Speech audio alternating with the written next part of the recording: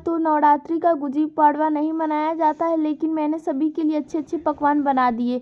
जहाँ पे जैसे परी ये देखती है तो बोलती है ये खाना मैं कैसे खा सकती हूँ, इतना ऑयली फूड ये मेरे लिए नुकसानदायक है। इस पे राही और परिवार वाले सभी देखने लगते हैं परी की तरफ। परी बोलती है आई मीन राही, आपने घी का हलवा बनाया या ये घी में हलवा डाला है, सॉरी मैं नहीं खा सकती। मीता बोलती है सीरियसली, कहने को तो ये व्रत का खाना है, लेकिन इसमें से कोई भी खाने लायक नहीं। हम दोनों तो ये खाना नहीं खा सकते। हमने राजा को बोल दिया खाना लाने के लिए, वो खाना लेकर आ ही रहा होता है। तभी कुछ देर में राजा वहाँ आ जाता है खाना लेकर। राजा बोलता है सॉरी लेट हो गया है। परी राजा के हाथ से बैग ले लेती है और राजा ने कुछ फल फ्रूट्स मंगाए होते हैं वो खोल कर देने लगती है। और मीता और परी दोनों एक दूसरे को ताली बजाने लगते हैं। तभी वहाँ पे राही बोलती है मुझे पता नहीं था परी तू डाइट पे है, नहीं तो मैं तेरे लिए कुछ ना कुछ बना ही देती। परी बोलती है इट्स ओके राही, अब कौन सा रॉकेट साइज है, मैं बड़े बड़े सेलिब्रिटी के कपड़े। इट्स ओके राही, कोई बड़ी बात नहीं, इसमें कौन सा रॉकेट साइंस है। अब मैं इतने बड़े बड़े सेलिब्रिटीज़ के कपड़े डिज़ाइन करती हूँ तो मुझे अपने हेल्थ का तो ध्यान रखना ही होगा ना। और आपको इतना बुरा क्यों लग रहा है, आप तो मुझे हमेशा सपोर्ट करती हो ना। राही बोलती है ऐसी बात नहीं है, ऑफ कोर्स मैं तुझे सपोर्ट करती हूँ और करती रहूँगी। और जो तू बाहर से मंगा कर खा रही है वो घर में भी मैं बना सकती थी और तू खा सकती थी ना।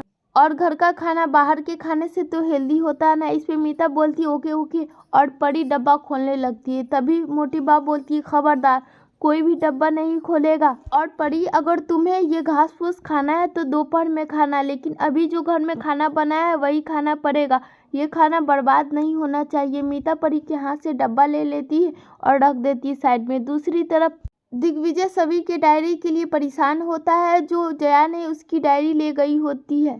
अनुपमा को जैसे पता चलता है ये सभी की डायरी वो जल्दी से लेकर यहाँ पे दिग्विजय के पास लेकर आती है। दिग्विजय बहुत परेशान होता है, जैसे सभी के डायरी देखता है अनुपमा जी के हाथ में वो बहुत खुश हो जाता है और अनुपमा के हाथ से ले लेता है और बोलता है ये डायरी आपको कहाँ से मिली। अनुपमा बोलती है झूठ तो नहीं बोलूँगी, लेकिन सच ये है कि ये जया के साथ डायरी थी, उसी ने आपके कमरे से ये डायरी ली, इसके लिए मैं आपसे सॉरी मांगती हूँ और बच्ची की तरफ से भी सॉरी आपको बोलती हूँ। उसने जो गलती की उसके लिए आप मुझे माफ़ कर दीजिए और बच्ची को भी माफ़ कर दीजिए।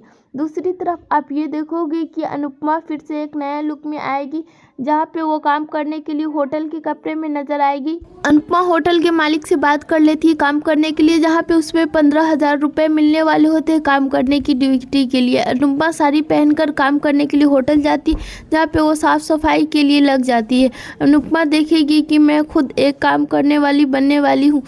अब अनुपमा और बाकी सब काम कर रहे होटल में, तभी वहाँ पे उसकी मालिकिन आ जाती है और बोलती है यहाँ पे मैं तुम लोगों को काम देखूंगी, कोई भी काम में चोरी नहीं करेगा, मैं यहाँ की रोजी और सभी की नज़र रखूंगी। तभी वहाँ पे बॉल आ जाता है। बॉल रोजी को आवाज़ देता है तुमसे बात करनी है। बॉल की आवाज़ सुनकर रोजी उसकी तरफ जाता है, लेकिन बॉल कमरे के अंदर अनुपमा को देख लेता है आईने में। दूसरी तरफ अनुपमा को अनुभव हो जाता है कि ये बॉल की आवाज़ है और बॉल यहाँ आ चुका है। बॉल जैसे ही अनुपमा को शीशे के अंदर देखता है वो शौक हो जाता है और सोचने लगता है ये तो मानने वाली है ही नहीं, अब ये यहाँ भी काम करने वाली आ गई, अब इसका ठिकाना तो लगाना ही पड़ेगा। अब नेक्स्ट अपडेट देखने के लिए हमारे चैनल को सब्सक्राइब करिए और वीडियो को भी लाइक करें ताकि नेक्स्ट अपडेट आपके साथ शेयर कर सके।